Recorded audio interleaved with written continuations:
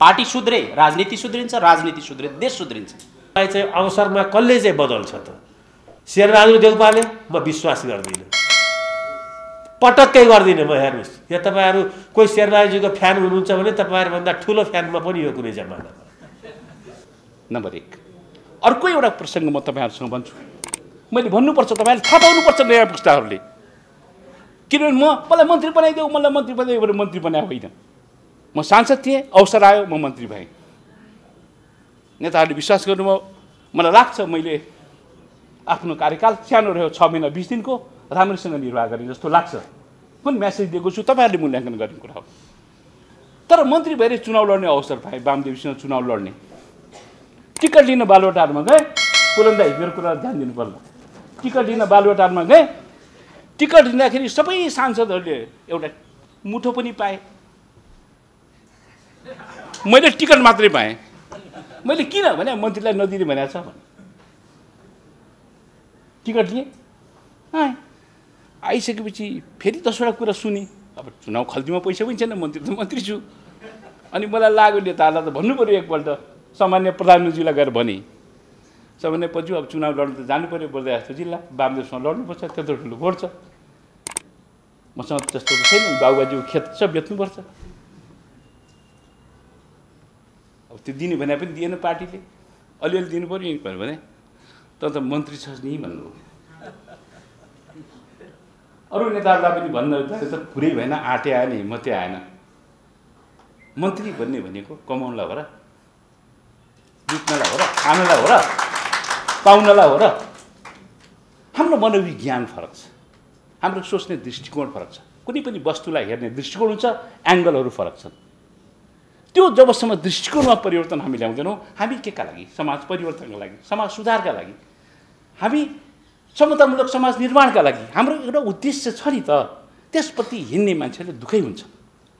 तर हाम्रो सोचाइ, हाम्रो समाज, हाम्रो नेताको मानसिकता, हाम्रो कार्यकर्ताको मानसिकता, हामीले त्योबाट हामी अलिकति उक्त भएर यो जुन सेकेन्ड जेनेरेसन छ त्यसले अलिकति नयाँ ढङ्गले सोच्नुपर्ने आवश्यकता मैले देखेको छु। हेटौँडाको सभापतिको सम्मेलनमा यसै गरी ड्यासमा मेरो बोल्ने पालो आयो।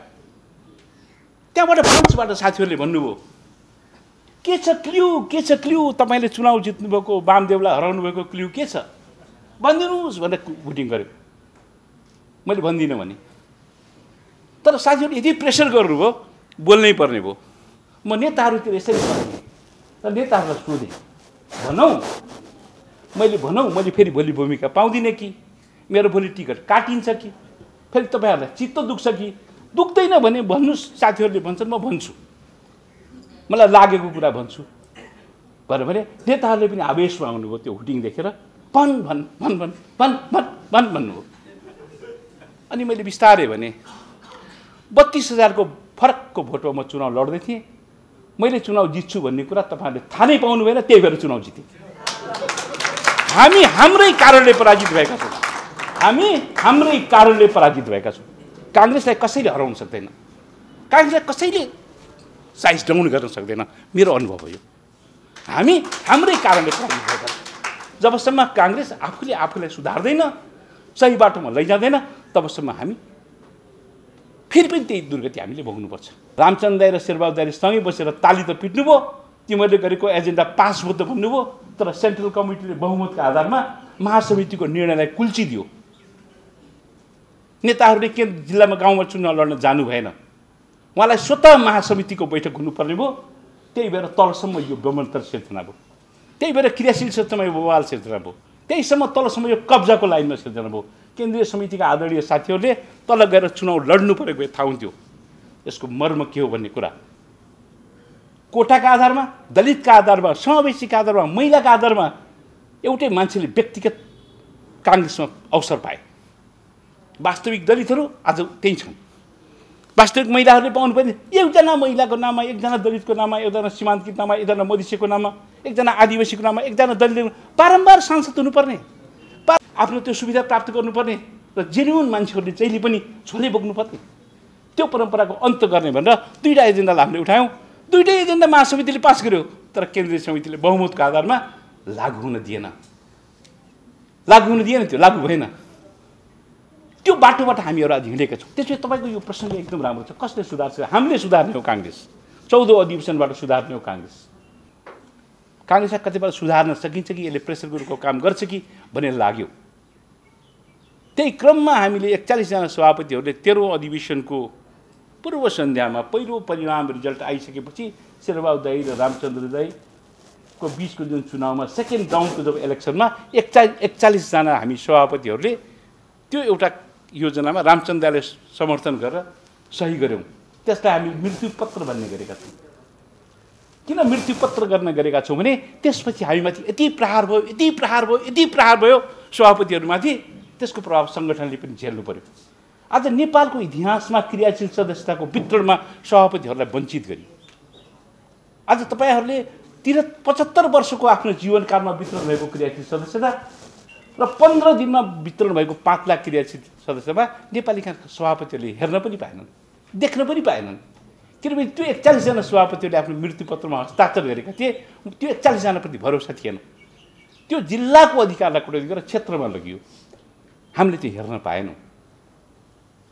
हामीले महासमितिको बैठक 3 दिनको बैठकलाई 13 दिनसम्म पुर्यायौँ र भन्यौँ केन्द्रका नेताहरू तलबाट आउनुहोस्, गाउँबाट आउनुहोस्। यथास्थितिमा काङ्ग्रेसले यो मुलुकको मुहार फेर्न सक्दैन। समग्र काङ्ग्रेस बिना पनि हाम्रो यात्रा अपुरो हुन्छ। समग्र काङ्ग्रेस निर्माण पनि गर्नुपर्छ र नयाँ सम्भावनाको खोजी पनि गर्नुपर्छ। हिजो र आजको बिचको अन्तर, हिजो दिनेहरूको जमात थियो, हिजो काङ्ग्रेसमा दिनेहरूको जमात थियो। प्राप्तिको चाहना थिएन, लोकतन्त्र मात्रै प्राप्तिको लागि हाम्रो अगाडि एउटा चिज थियो कि नेपाली काङ्ग्रेसको नेतृत्वमा यो बिपीले निर्माण गरेको पार्टी, बिपीको विचार, यो व्यक्तिका हामी समूहले यो मुलुकमा कसरी लोकतन्त्र स्थापित गर्ने होला, कसरी यसलाई संस्थागत गर्ने होला।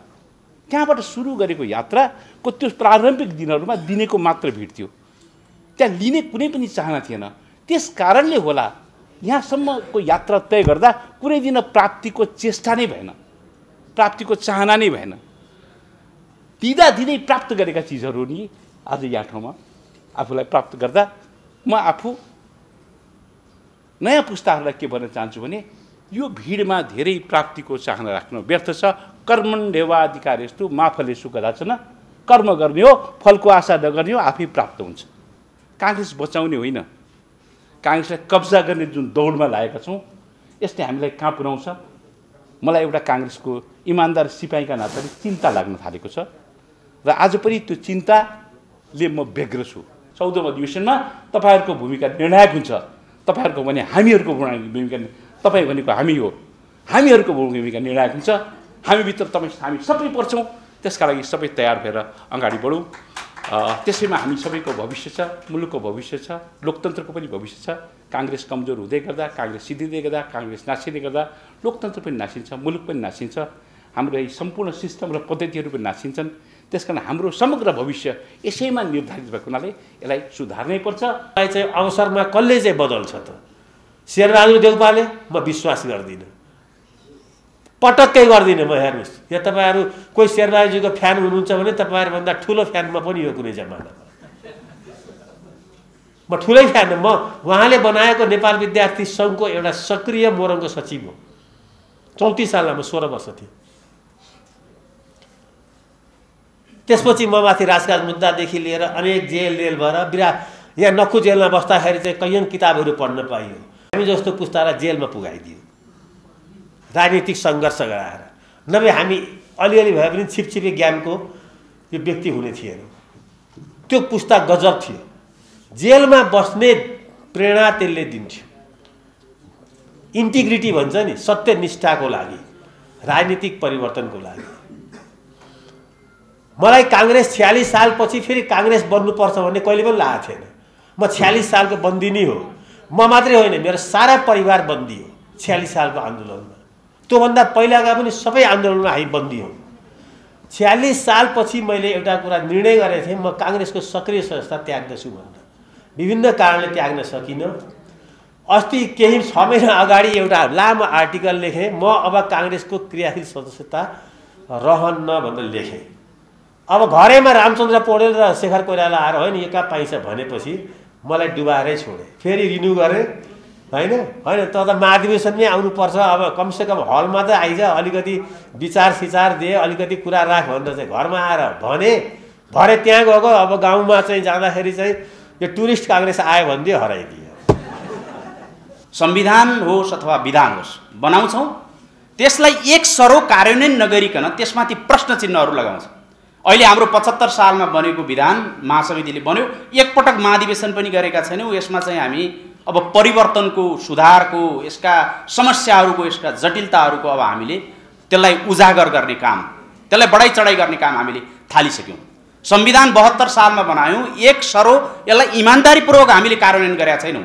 केपी ओलीका हातमा जाँदा त इमान्दारीपूर्वक कार्यान्वयन हुँदैन, निष्ठापूर्वक कार्यान्वयन हुँदैन भन्नेमा हामी थियौँ। भर्खरै हामीले चाहिँ केपी ओलीको हातबाट खोसेका छौँ अनि संविधानमाथि हामी प्रश्न चिन्ह लगाउन थालिसक्यौँ।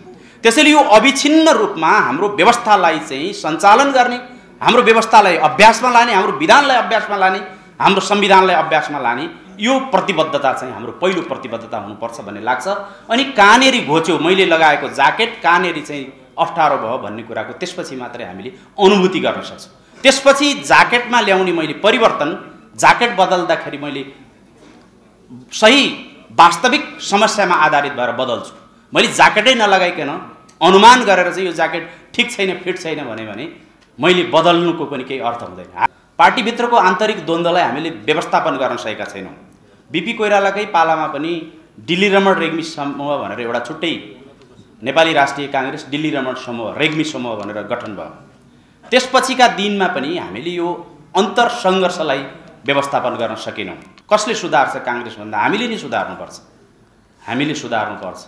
अब हिजो बिग्रियो, कसले बिगार्यो? नेतृत्वले बिगार्यो। पुरञ्जन दाइले भन्नुभएको छ, हिजोको नेतृत्वले बिगारेको काङ्ग्रेस अबको नेतृत्वले सुधार्नका लागि हामीले बडो गम्भीरता साथ समीक्षा गर्नुपर्छ, सीमावलोकन गर्नुपर्छ। हाम्रा नेताहरूको आचरणका बारेमा, हाम्रा नेताहरूको कार्यशैलीका बारेमा र हामीले सुधार ल्याउनुपर्छ आचरणमा, कार्यशैलीमा। यो लोकतन्त्रको अभ्यासलाई अविच्छिन्न रूपमा अभ्यास गर्न पाइरहेका छैनौँ। 7 सालमा प्रजातन्त्र आयो, मैले भन्ने गरेको छु। 17 सालमा यो खण्डित भयो र हामीले 46 सालमा प्रजातन्त्र ल्यायौँ, फेरि 59 सालमा खण्डित भयो। झन्डै अस्ति केपी ओलीले त्यसलाई खण्डित गरिसक्नु भएको थियो।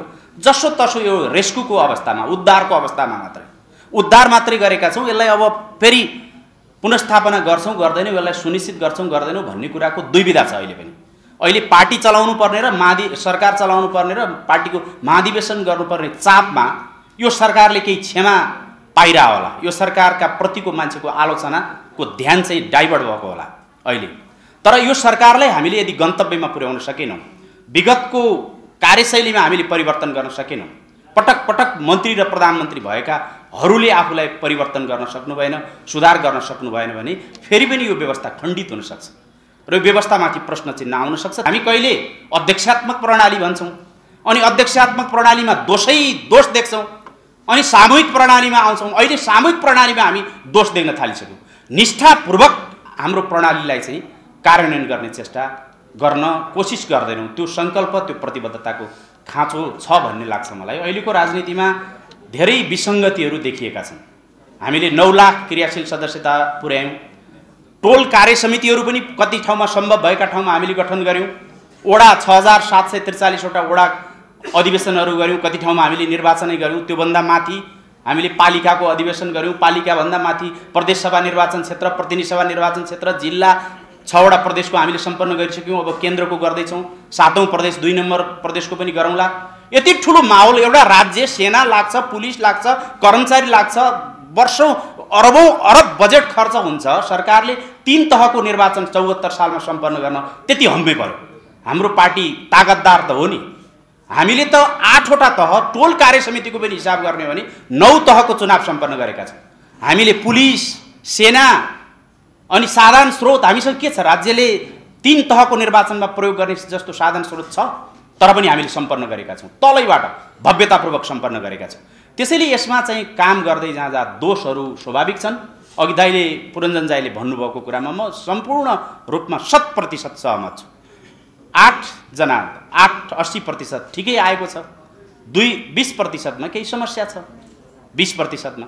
त्यसैले त्यो 20%लाई हामीले बढाइ चढाइ गरेर हाम्रो सिस्टम खराब, हाम्रो विधान खराब, हामी खराब, यो आत्मग्लानी पालेर होइन कि हामीले यसभित्र सुधारका गुन्जायसहरू के हुन् त्यसको खोजी गर्नुपर्छ भन्ने लाग्छ। मलाई के लाग्छ भने यो सुधारको बाटो भनेकै, यसको सुधारको बाटो भनेकै मैले धेरै ठाउँमा भने, यो बिचमा त्यसलाई धेरैजना प्रदीप गिरीले समेत एउटा लेखमा चाहिँ त्यसलाई उद्धृत गरिदिनु भयो। उहाँले सङ्गठन सुधार गर्नका लागि, यो पार्टी सुधार गर्नका लागि मैले लामो समयदेखि गगनजीहरू अरू साथीहरूलाई थाहा छ, सङ्गठन सुधारका लागि, सुदृढीकरण गर्नका लागि 4वटा विचार, वैचारिक स्पष्टता र एकरूपता, विधान त्यसको अक्षरशः परिपालना, बैठक, नियमित बैठकहरू, व्यवस्थापन, कार्यकर्ताको व्यवस्थापन, कार्यालयको व्यवस्थापन र अर्थ व्यवस्थापन। अर्थ व्यवस्थापन चाहिँ सङ्कलन र परिचालन पारदर्शी हुनुपर्छ भन्ने यो अभियान म निष्ठापूर्वक आफू यसमा कन्भिन्स भएर मैले चलाएको, तर त्यसमा हामी पुगिसकेका छैनौँ।